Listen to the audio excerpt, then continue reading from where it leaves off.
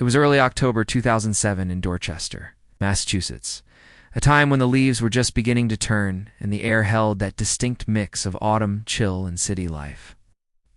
People were preparing for the season ahead. Routines were steady. And in a quiet apartment on Roxton Street, a young mother named Felicia Marie McGuyer was living what appeared to be an ordinary life.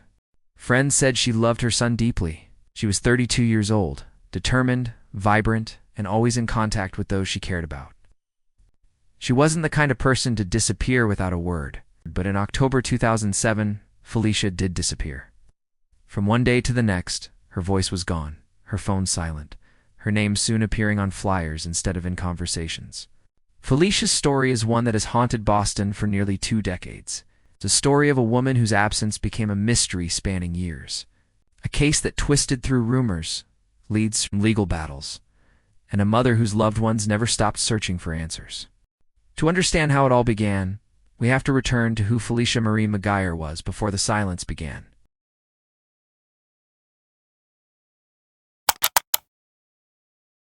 Felicia grew up in the Boston area, part of a large extended family with strong local ties. She was known for being warm-spirited, talkative, and independent. She loved spending time with her son, who was only 11 at the time she vanished. Family members say that even when life wasn't easy, Felicia always made sure her child was cared for.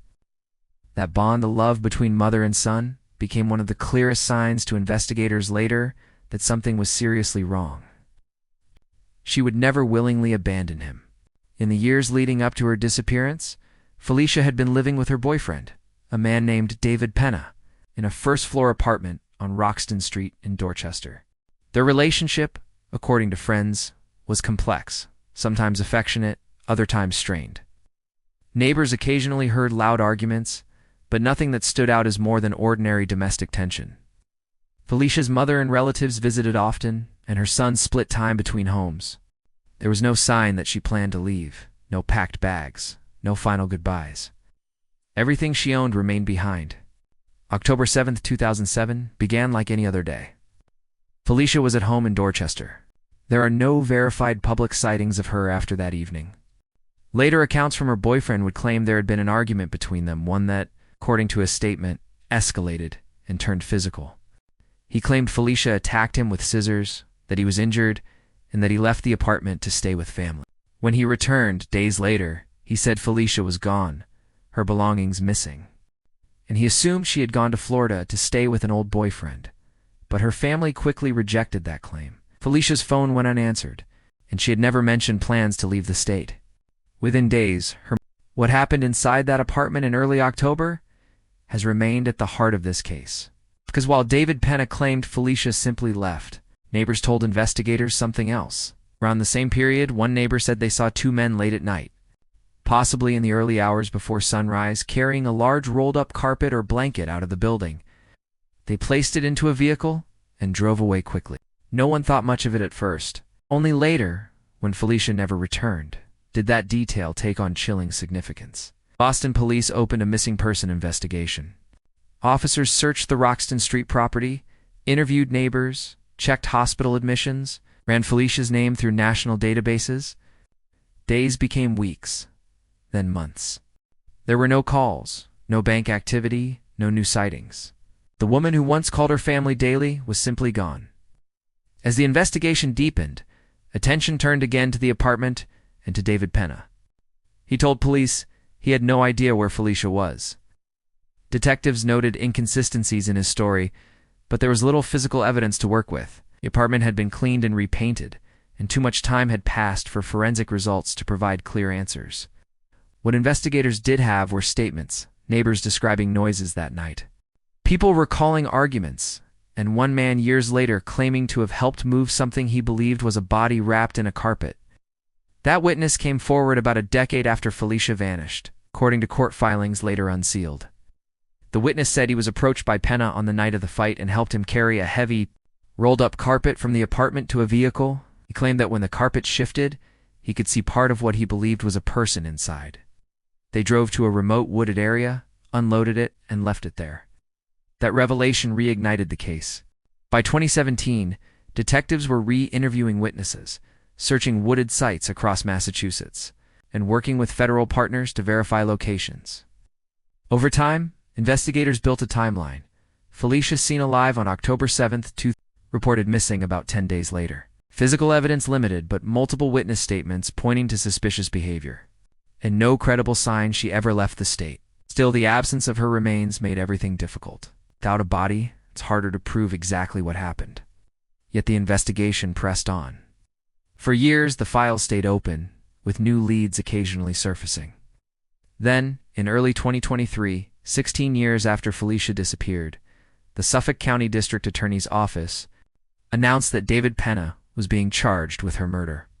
The decision stunned many who had nearly lost hope that the case would move forward. Prosecutors said the charge was based on witness accounts, including the statement that Penna had disposed of Felicia's body wrapped in carpet, combined with other circumstantial evidence that pointed toward foul play. Penna was arraigned in Boston Municipal Court and pleaded not guilty. He was held without bail.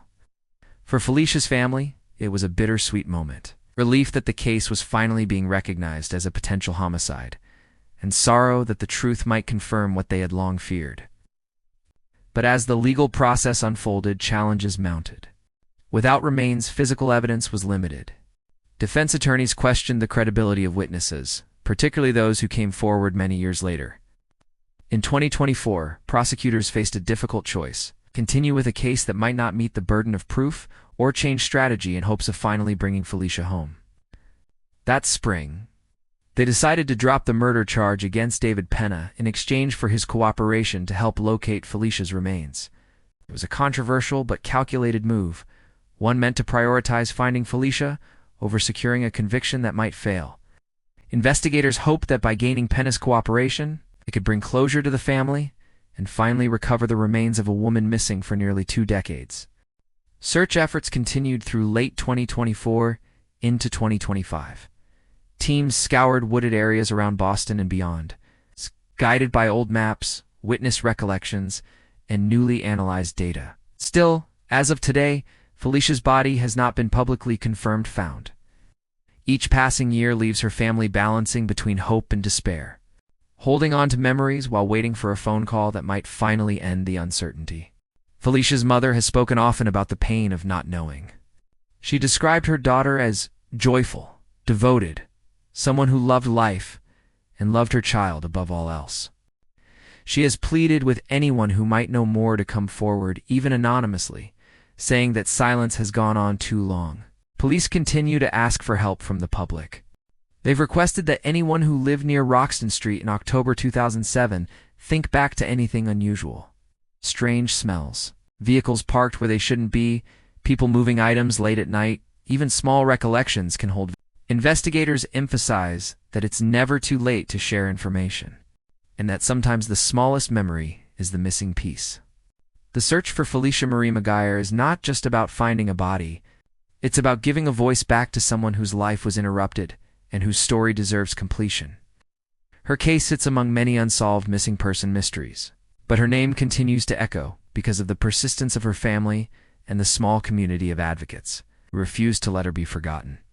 Over the years, her photograph, a smiling woman with calm eyes, has appeared on flyers, billboards, and digital campaigns. True crime enthusiasts, podcasters, and advocates have covered her case, helping it stay in public awareness. For a while, the story faded from major headlines, but every time a new detail surfaced, a new hearing, a search update, a witness statement, her name returned to local news. Felicia's disappearance reminds us that behind every headline is a human being. She wasn't a statistic or an unsolved file. She was a mother, a daughter, a friend. Somewhere, someone still knows what happened on that October night. Maybe they've carried it for years, afraid to speak. Maybe they told someone once and thought it didn't matter. But secrets like that don't disappear. They linger in whispers, in memory, waiting for the right moment to surface.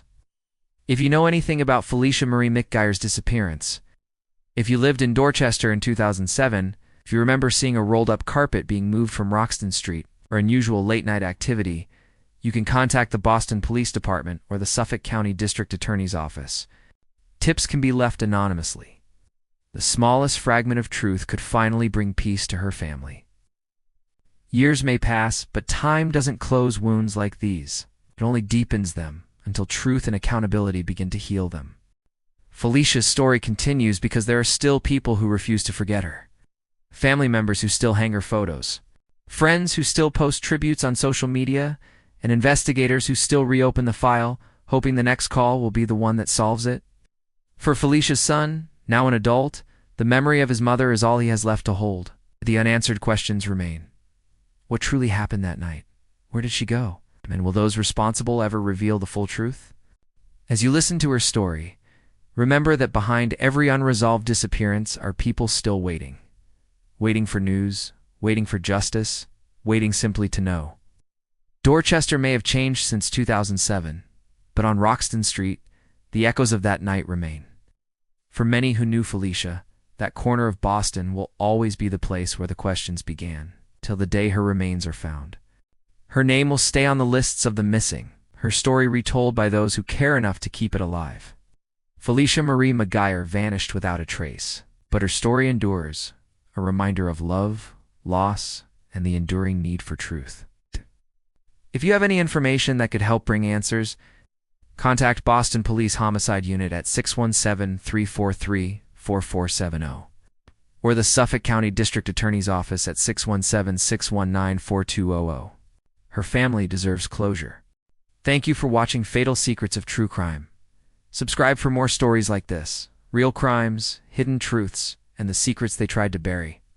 Your support helps keep these stories alive and the pressure on for answers. Till next time, remember, every secret eventually comes to light.